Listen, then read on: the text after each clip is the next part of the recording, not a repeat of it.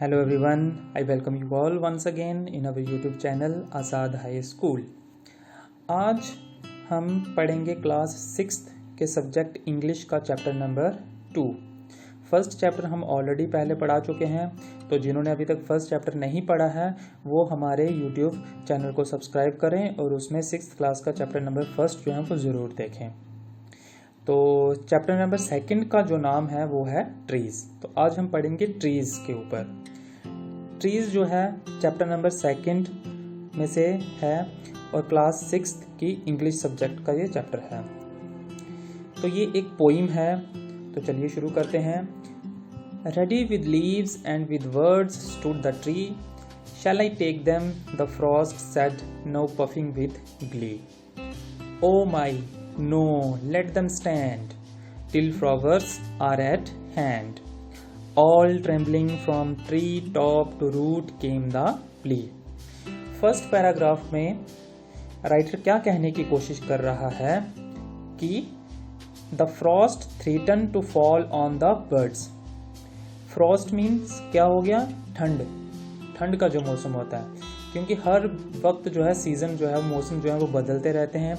तो ठंड का जो मौसम होता है वो उस पौधे से, वो उस पेड़ से क्या कह रहा है, वो क्या कहने की कोशिश कर रहा है, वो उसको धमका रहा है कि मैं तुम्हारी कलियों को जो है वो तोड़ दूंगा।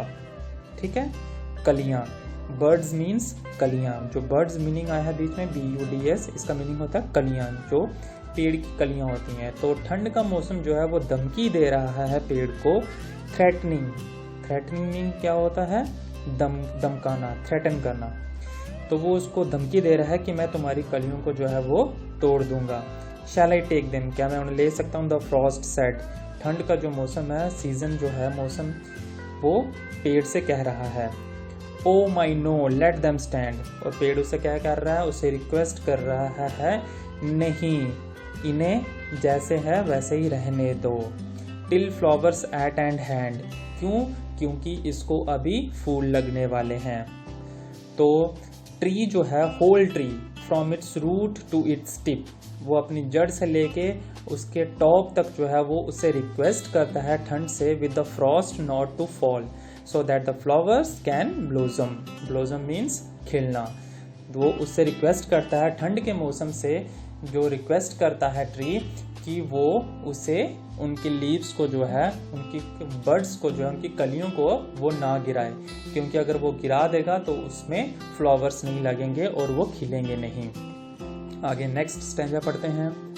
Flowers unfolding the words gladly sung, shall I take them the wind said and merrily swing. तब सेकंड स्टैंजा में कौन आ जाता है? विंड आ जाती है, आंधी, तूफान, जिसको हम हवा कहते हैं। तो in the second stanza, the wind knows that if it blows very hard then the flowers on the trees would fall. तो सेकेंड स्टैंजा में पोइट क्या कहने की कोशिश कर रहा है कि विंड जो है वो कहती है, आंधी जो है, तूफान जो है, वो ट्री से कहता है कि अगर मैं ब्लो करूंगा, अगर मैं चलूंगी तो इसके जितने भी फ्लावर्स हैं वो नीचे गिर जाएंगे। ट्रीज के जितने भी फ्लावर्स हैं, जितने भी फूल हैं, वो सारे नीचे गिर जाएंगे, क्योंकि अगर तेज आंधी आती है तो पेड़ों से उसके पत्ते जो हैं वो नीचे गिरना शुरू हो जाते हैं। The tree once again pleads, तो ट्री जो है, ओ माई नो, जैसे नीचे लिखा है oh my no let them stand, तो ट्री जो है वो विंड से भी रिक्वेस्ट करता है कि नहीं। Till cherries are at hand, वो इसे रिक्वेस्ट करता है कि वो भी उनके पत्तों को, उनके कलियों को, उनकी फ्लावर्स को जो है वो ना गिराए, क्योंकि अभी जो है वो चेरीज, चेरी एक फ्रूट का नाम है, वो उस पर लगने वाली है। ठीक है, तो ये था second stanza. The tree once again pleads with the second force of nature not to destroy the flowers, कि वो उसके फूलों को जो है वो नुकसान ना दे, डिस्ट्रॉय ना करे, as they are about to spring cherries, अभी जो है उनके ऊपर चेरीज फ्रूट जो है वो लगने वाला है। आगे पढ़ते हैं। The cherries came forth neath the sun's glowing eye, shall I take them, a rosy young girl's eager cry। तभी एक छोटी सी लड़की आती है, वो उन चेरीज को देख के, जो चेरीज अब उस पेड़ के ऊपर लग गई हैं, उनको देख के बड़ी खुश होती है, जो उस पेड़ से लटक रही हैं। तो वो उस पेड़ से परमिशन मांगती है। उसे परमिशन क्या मांगती है कि वह उस चेरीज को, उन चेरीज को है वो उनको प्लक कर सकती है, तोड़ सकती है खाने के लिए? ओ माई यस यू कैन टेक। तो ट्री क्या आंसर देता है? ट्री बोलता है यस यू कैन टेक, तुम इन चेरीज को तोड़ सकती हो खाने के लिए। I have kept them for your sake, मैंने ये चेरीज जो है वो तुम्हारे लिए बचा के रखी हुई हैं। The tree gladly Bhoj down, tree जो है वो बहुत खुशी से नीचे की ओर झुकता है। That the girl can plug the cherries, ताकि वो जो लड़की है वो उन चेरीज को तोड़ सके। Low bending its branches the tree brought them nigh, तो ट्री जो है वो बहुत खुश होके नीचे की ओर झुकता है और गर्ल जो है वो लड़की जो है उन चेरीज को तोड़ती है। And tells the girl that it had been saving the cherries just for her, और ट्री उसको क्या बोलता है कि उसने चेरीज को जो है वो तुम्हारे लिए बचा के रखा था। तो इस पोइम से हमें क्या हमने समझा कि सबसे पहले जो है वो विंटर का सीजन आता है, फ्रॉस्ट आता है, ठंड आती है, और वो धमकी देता है ट्री को कि मैं तुम्हारे पत्तों को झाड़ दूंगा, मैं तुम्हारी कलियों को नीचे गिरा दूंगा। तो ट्री जो है वो उनसे रिक्वेस्ट करता है ठंड के मौसम से कि तुम इन्हें मत गिराओ, क्योंकि अभी इनके ऊपर क्या लगने वाले हैं? फूल लगने वाले हैं। तब दूसरी सेकंड फोर्स आती है जो क्या है? विंड, हवा। तो हवा भी कहती है कि अगर मैं जोरों से चलूंगी तो मैं तुम्हारे सारे फूलों को नीचे गिरा दूंगी। लेकिन ट्री जो है वो उससे भी रिक्वेस्ट करता है, विंड से भी, कि नहीं नहीं, अभी तुम मेरे फूलों को नीचे मत गिराओ, क्योंकि इसके ऊपर अभी फ्रूट लगने वाला है। कौन सा फ्रूट? Cherry fruit. और थर्ड स्टैंजा में हमने क्या देखा? थर्ड स्टैंजा में एक छोटी सी लड़की आती है, वो रिक्वेस्ट करती है पेड़ से कि मैं तुम्हारी चेरीज को तोड़ सकती हूँ, प्लक कर सकती हूँ खाने के लिए। तो उस टाइम पे ट्री जो है वो बहुत खुश होता है और वो नीचे झुक के कहता है कि तुम मेरी चेरीज को तोड़ सकती हो खाने के लिए। और वो उससे यही बोलता है कि मैंने ये चेरीज स्पेशली तुम्हारे लिए बचा के रखी हुई हैं। तो ये थी हमारी स्टोरी किसके ऊपर, सॉरी पोइम किसके ऊपर? ट्रीज के ऊपर। तो आई होप आपको ये समझ आ गया होगा। अब आपने क्या करना है, जैसे इसमें वर्ड्स दिए हुए हैं कुछ, puffing, glee, at hand, plea, quivering, neath, eager, ये इनके मीनिंग्स नीचे लिखे हुए हैं यहाँ पे, जैसे आप देख रहे हैं पफिंग, ग्ली। इनको आपने अपनी नोटबुक्स के ऊपर उतारना है और इनके मीनिंग्स जो हैं वो लिखने हैं। तो चलिए नेक्स्ट पेज पे चलते हैं। नेक्स्ट पेज हमारा आ जाता है comprehension, part A. Below is N incomplete summary of the poem trees, नीचे जो है एक इनकम्प्लीट समरी दी हुई है इस पोइम की। Choose the correct words from the box to complete it, नीचे बॉक्स में वर्ड्स दिए हुए हैं, वो वर्ड्स जो हैं वो आपने फिलअप्स के अंदर भरने हैं। तो चलिए शुरू करते हैं। The poem trees is about the effects of changing, क्या आएगा इसमें? Changing seasons on trees. ये जो पोइम है ट्री, ये किसके बारे में है? कि मौसम किस तरह से चेंज होते हैं और उनका किस तरह से इफेक्ट होता है, प्रभाव पड़ता है पेड़ों के ऊपर। It is also about the relation between plants and humans. ये पोइम जो है वो और किसके बीच में है? रिलेशन है एक प्लांट्स और ह्यूमन के बीच में, पौधों और हमारे बीच में। Each season has a different effect on plants, हर एक मौसम का एक अलग इफेक्ट पड़ता है पौधों के ऊपर, प्लांट्स के ऊपर।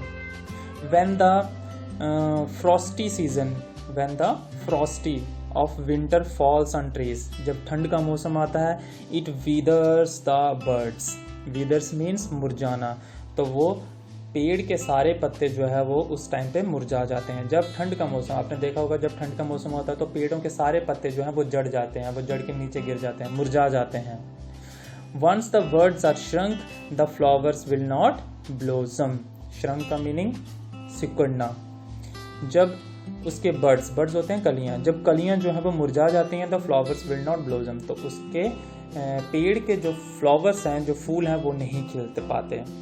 If there are no flowers, अगर उसके ऊपर फूल नहीं लगेंगे उस पेड़ को, then there will be no, इसमें क्या आएगा? फ्रूट्स आइदर, अगर उसमें फूल नहीं लगेंगे तो उसमें से जो फ्रूट्स हैं वो कैसे पकेंगे, फ्रूट्स जो हैं वो कैसे उसको लगेंगे।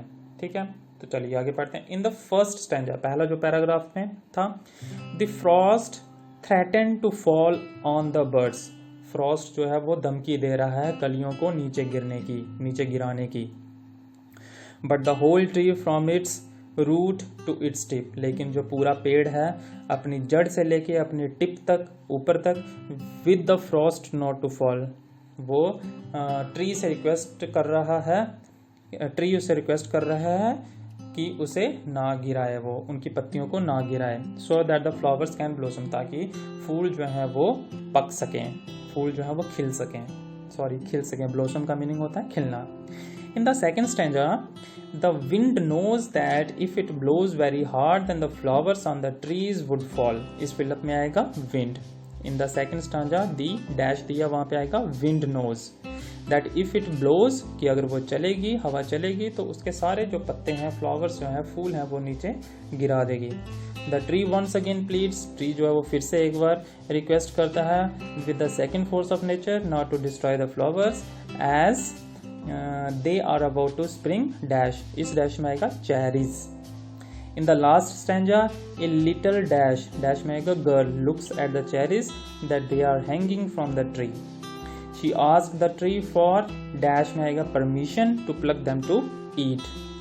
The tree gladly dash, इसमें आएगा bows, नीचे झुकना, bows down, so that the girl can pluck at the cherries, and it tells the girl that it had been saving, इसमें आएगा saving the cherries just for her। तो ये थी हमारी समरी, जो फिलअप्स दी थी। इन फिलअप्स को आपने जो बॉक्स के अंदर वर्ड्स दिए हुए हैं इसको देख के भरना था, तो ये मैंने आपको बताया है, तो आप इस वीडियो को ध्यान से देखिए और ये फिलअप्स जो है समरी को जो है वो फिलअप कीजिए। तो चलिए आगे बढ़ते हैं। आगे हमारा है limericks. Notice how the last words of each line in the 3 stanzas end. First stanza tree, glee, stand, hand, plea. अब देखिए इसमें एक चीज़ समझने वाली है, तो जैसे हम देख रहे हैं यहाँ से फर्स्ट स्टैंजा में फर्स्ट लाइन जो दी है, ready with leaves and with words stood the tree, तो लास्ट वर्ड क्या आ रहा है, ट्री। अब सेकंड लाइन देखिए उसमें क्या आ रहा है, ग्ली। थर्ड लाइन देखिए लास्ट में क्या आ रहा है, स्टैंड। फोर्थ लाइन देखिए लास्ट में क्या आ रहा है, हैंड। और फिफ्थ लाइन क्या है, प्ली, लास्ट में, जो लास्ट वाले वर्ड हैं। अब देखिए फर्स्ट 2 लाइन्स में लास्ट में क्या आ रहा है, ट्री और ग्ली, तो ये क्या है, राइमिंग वर्ड्स हैं, तो ये एक जैसे हैं, ठीक है। थर्ड और फोर्थ लाइन में लास्ट में क्या आ रहा है, स्टैंड, हैंड, दोनों राइमिंग वर्ड है, स्टैंड एंड, एक जैसे बोलने में थोड़े से लग रहे हैं। अगर एक जैसे बोलने में लगते हैं तो वो कौन से होते हैं, राइमिंग वर्ड्स, जैसे ट्री, ग्ली, ये है राइमिंग वर्ड्स, स्टैंड, हैंड, ये दोनों क्या है, राइमिंग वर्ड्स। और फिफ्थ लाइन में प्ली, ये अकेला है।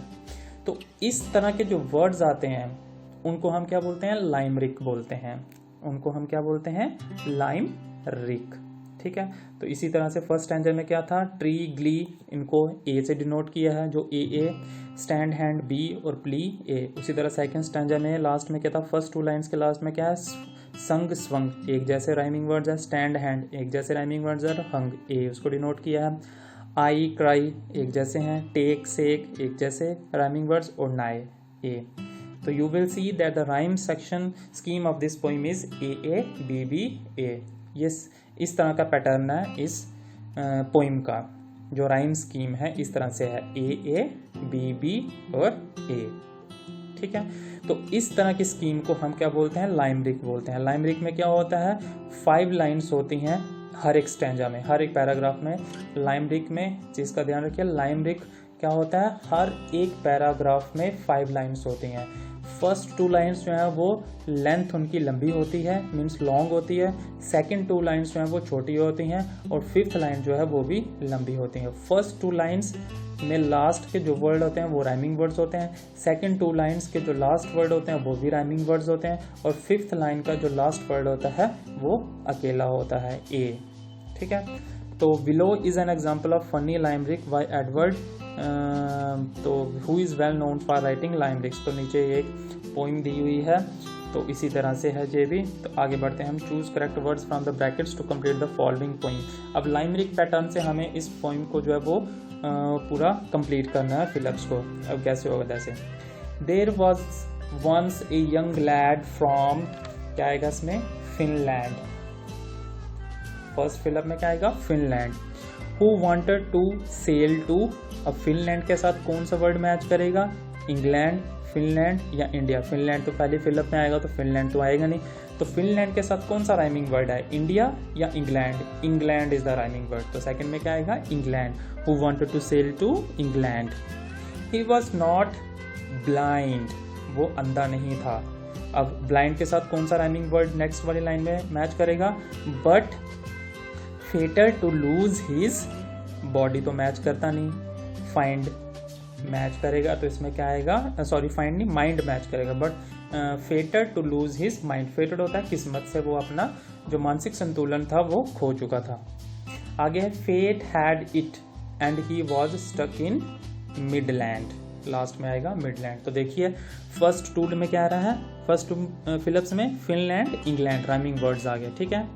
सेकंड टू लाइंस छोटी हैं और इसमें क्या आएगा, ब्लाइंड और माइंड राइमिंग वर्ड्स दोनों हुए, और लास्ट में आएगा मिडलैंड। तो ये था लाइमरिक पैटर्न, इसको बोलते हैं लाइमरिक पैटर्न। एक बार फिर से बता दूं मैं, लाइमरिक पैटर्न कौन सा होता है, लाइमरिक पैटर्न होता है कि 5 लाइंस जिस स्टैंजा में होती हैं।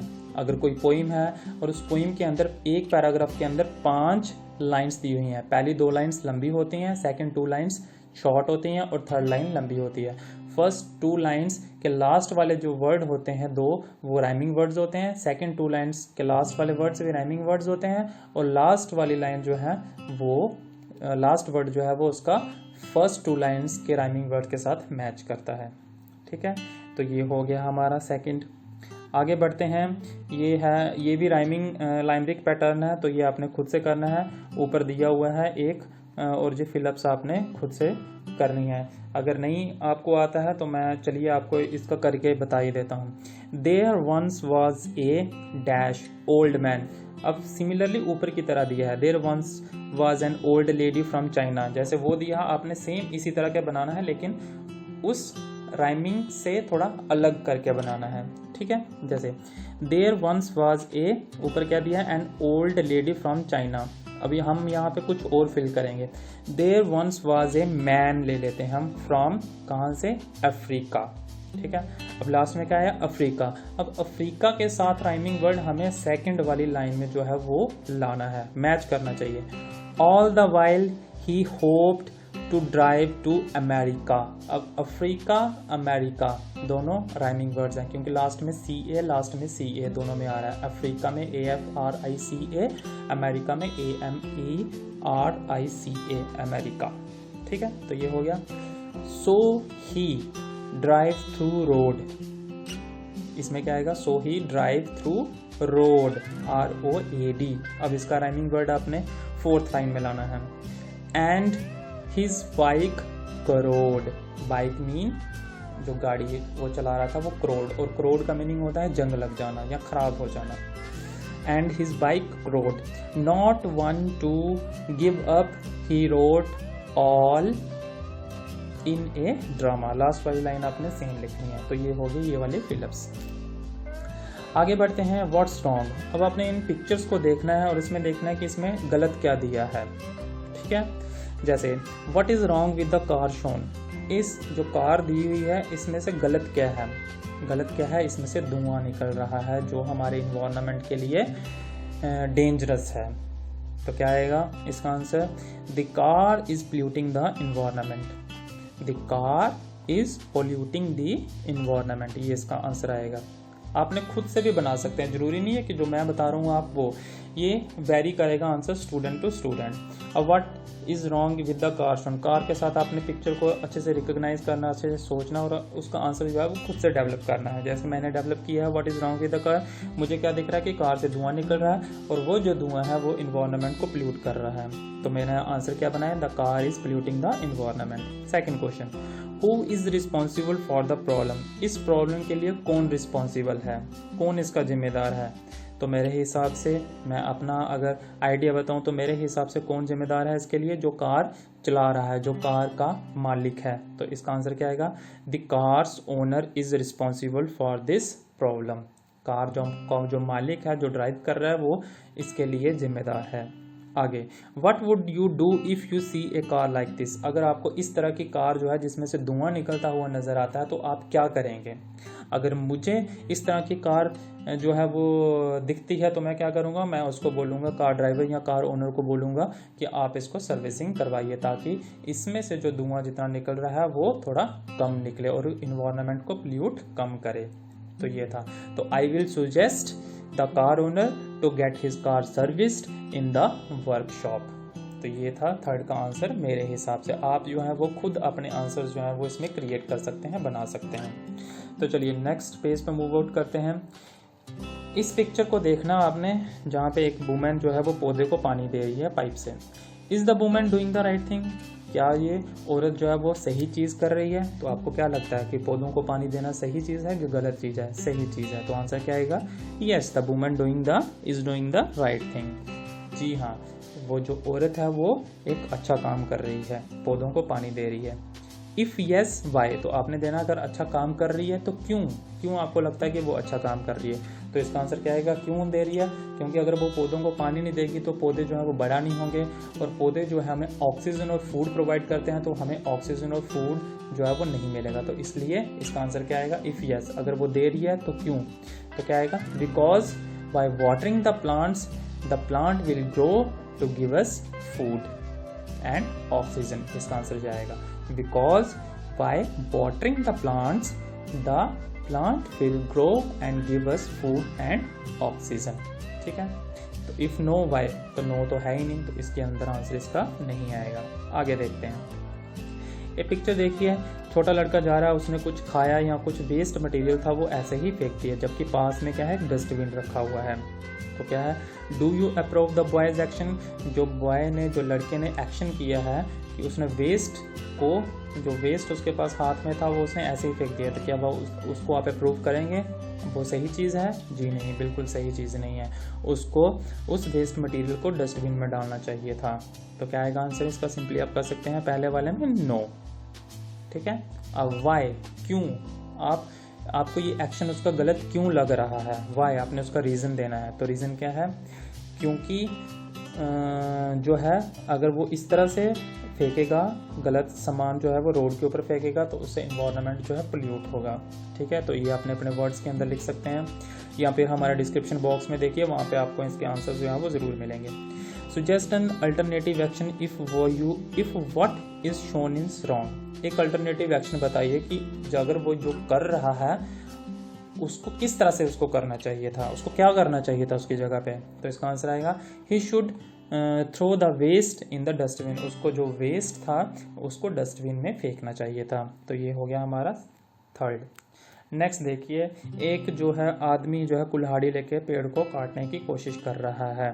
ठीक है। तो क्वेश्चन क्या है, what would you do if you happen to see someone doing this, अगर आपको इस तरह से कोई दिखाई देता है पेड़ को काटते हुए तो आप क्या करेंगे। तो अगर मुझे इस तरह से कोई दिखता है पेड़ काटते हुए तो मैं उसको क्या बोलूँगा, मैं उसको मना करूँगा कि पेड़ को मत काटिए। क्यों, क्योंकि पेड़ हमें खाना और ऑक्सीजन प्रोवाइड करवाते हैं। तो इसका आंसर क्या आएगा, I will stop him not to do this because plants give us food and oxygen to live. ठीक है। तो ये इसका आंसर था। बाकी अगर आपको ये वीडियो हमारा पसंद आया हो तो इसे लाइक और शेयर जरूर कीजिए, और आंसर्स जो है वो डिस्क्रिप्शन बॉक्स में ज़रूर हम बताएंगे, तो आप डिस्क्रिप्शन बॉक्स से उन आंसर्स को जो है वो नोट डाउन कर सकते हैं। तो हमारी इस वीडियो को लाइक और शेयर ज़रूर कीजिए। Thank you so much.